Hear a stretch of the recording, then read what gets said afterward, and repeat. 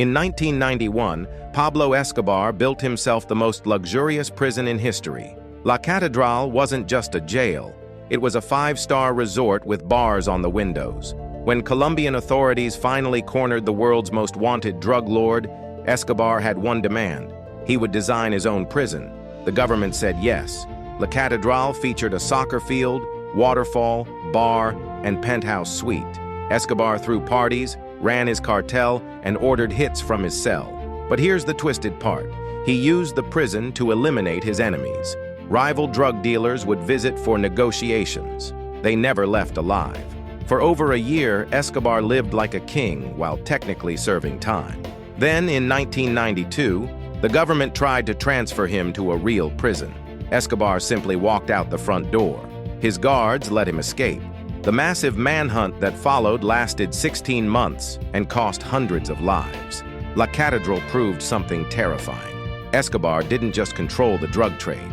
He controlled Colombia itself.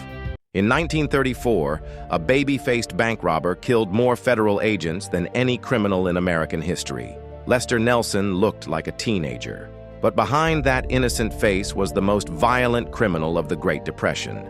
He started small, stealing cars, robbing gas stations. But when banks became his target, everything changed. Nelson didn't just rob banks. He studied them like a scientist.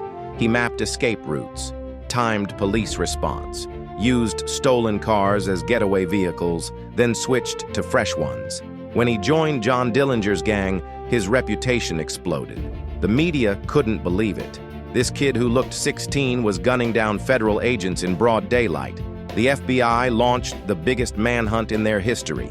Agent Melvin Purvis led hundreds of agents across 12 states. On November 27, 1934, they cornered Nelson on a rural Illinois road. The shootout lasted 20 minutes. Nelson killed 2 more agents, but 17 bullets found their mark. Babyface. Nelson died that night. With him died the era when criminals became celebrities. The boy who looked harmless had become America's most wanted killer. In 1945, a U.S. Army officer pulled off one of history's greatest cultural heists. Joe Tom Meter walked into Quedlinburg Cathedral in Germany.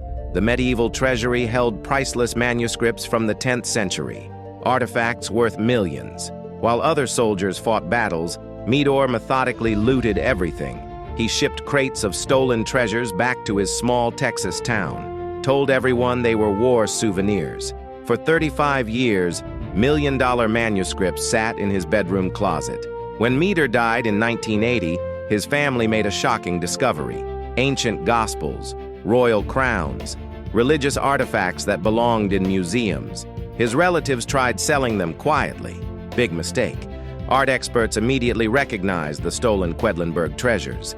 International headlines exploded. Germany demanded everything back. Lawyers swarmed. The authentication process was brutal. Every page examined, every jewel verified. The family faced lawsuits in 3 countries. They finally surrendered the artifacts and paid millions in settlements. Meter's heist changed international law forever. Today, stealing cultural property during war carries severe penalties. One soldier's greed, decades of secrets, a legal battle that shook the art world. In 1963, 15 masked men pulled off the crime of the century on a quiet English countryside. The Great Train Robbery. 2.6 million pounds stolen from the Royal Mail train.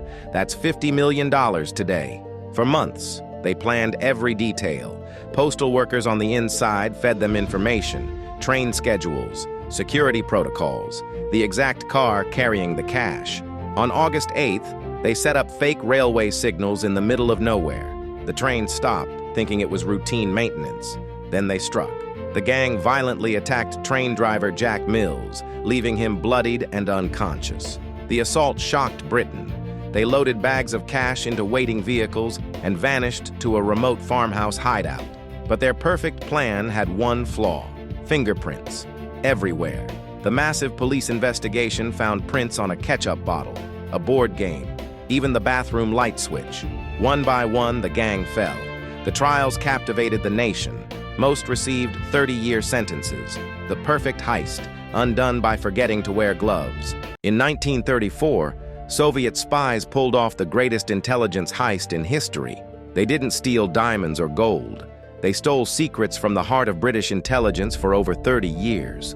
5 Cambridge University graduates became the most dangerous double agents ever recruited. Kim Philby, Guy Burgess, Donald McLean, Anthony Blunt, and John Cairncross. Philby was their crown jewel. He climbed the ranks of MI6 while secretly feeding Moscow everything: nuclear weapons data, NATO battle plans, the identities of Western spies. Their tradecraft was flawless. Dead drops in London parks, coded messages in newspapers. They met their handlers in broad daylight, hiding in plain sight. For decades, they betrayed every major Western operation. Agents died because of their intelligence.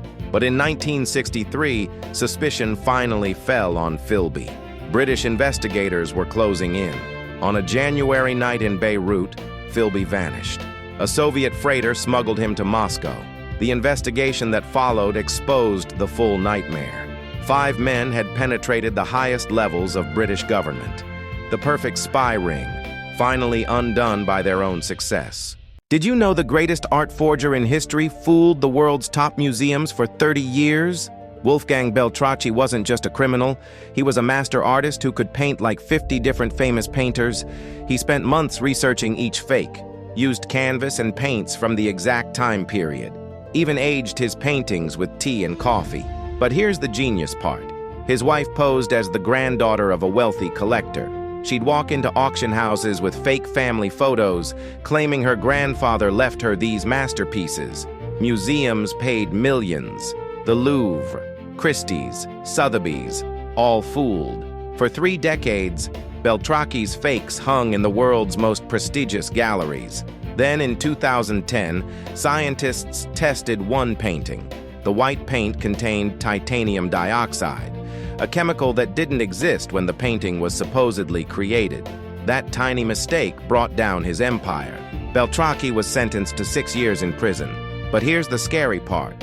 Experts believe dozens of his fakes are still hanging in major museums today, worth hundreds of millions. Nobody knows which ones are real. For 22 years, the FBI's most dangerous enemy worked right inside their headquarters. Robert Hansen seemed like the perfect agent. Devout Catholic, family man, trusted with America's deepest secrets. But every few weeks, he'd drive to a Virginia park and leave a package under a footbridge. Inside were the names of American spies working in Russia, military secrets worth millions, details of ongoing operations. Hansen had turned his FBI access into a 27-year spy career for the Soviets and Russians. He used encrypted communications and elaborate dead drops, never met his handlers face to face. His paranoia kept him invisible for over 2 decades, but the FBI was closing in. They'd noticed too many operations failing, too many assets disappearing. In 2001, they finally caught him red-handed at a dead drop site. The damage was catastrophic. At least 3 American agents were executed because of his betrayals. Countless operations destroyed. Hansen avoided the death penalty by confessing to everything. The most devastating mole in FBI history had been hiding in plain sight all along.